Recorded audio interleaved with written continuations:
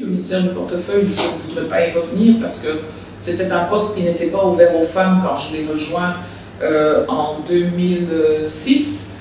Et depuis lors, je pense que les femmes ont fait, elles ont donné des lettres de noblesse en termes de gouvernance. Les femmes au ministère du portefeuille sont moins souvent réputées être dans des petits jeux, des petits arrangements.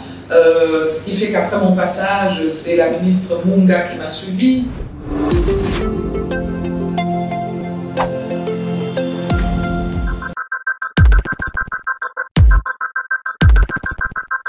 Je quitte le FPI pour aller au ministère du portefeuille 5 ans après.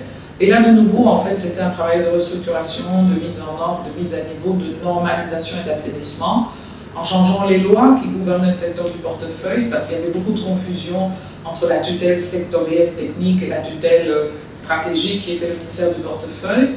Donc ces lois sont passées au Parlement, c'était mon travail de les faire voter. Vous savez, des lois de réforme, c'est toujours très difficile, mais j'ai eu la chance à ce moment-là d'avoir le soutien de plus de 480 députés sur 500. J'ai quitté le ministère du portefeuille en devenant députée élue du territoire de Bumba en 2011 et puis reconduite en 2018.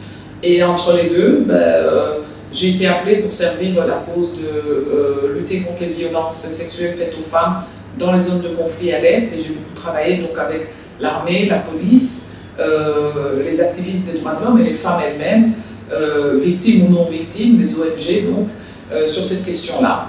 Et je pense que voilà, et ça m'a amené naturellement à remettre en jeu mon mandat de députée après 4 ans, puisque j'avais quitté le Parlement pour devenir représentant personnel du chef de l'État. À l'époque, c'était le chef de l'État, Joseph Kabila. Et j'ai remis en jeu mon mandat de députée en 2018 et j'ai été réélue une deuxième fois députée du territoire de Bumba. Je pense que je suis la seule femme sur les 5 députés que nous avons à Bumba, et je pense même dans toute la province de la Mongala. Personne ne connaissait le FPI en 2002 quand je l'ai pris. Il avait une très mauvaise image. On a essayé de se mettre dans un nouveau siège, de normaliser les procédures. On a fait une étude organisationnelle avec le PNUD à l'époque qui nous a permis de voir comment aider mieux les entrepreneurs, dont c'est l'argent des taxes qui se trouvent au FPI. C'était une belle expérience parce que ça m'a permis d'aller dans tout le Congo et voir que partout, il y a un talent congolais en matière d'initiative d'entreprise. Et ça m'a donné ce goût jusqu'aujourd'hui de continuer à avoir un regard un peu économique et pas que politique et partisan sur ce qui se fait par les Congolais tous les jours. On ne peut pas oublier que 52% de la population sont des femmes. C'est comme vous disiez, la moitié de mon corps ne marchera pas et vous l'acceptez. Non.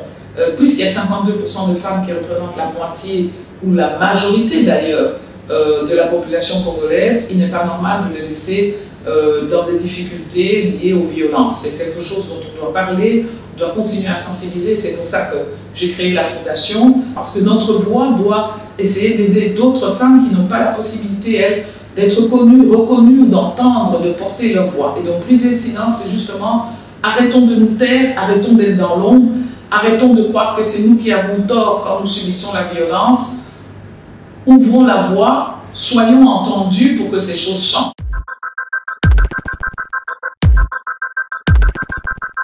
D'abord, il faut être humble. Je lutte pour ce combat, je ne lutte pas seul. C'est une prise de conscience qui est arrivée à différents niveaux.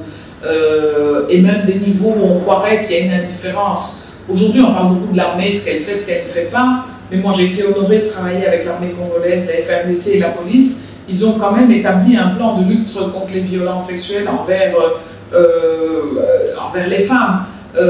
Ils ont suivi des cours de formation en matière de droits de l'homme. Donc ce n'est pas un combat juste de la femme ou mon combat, c'est un combat de toute la société.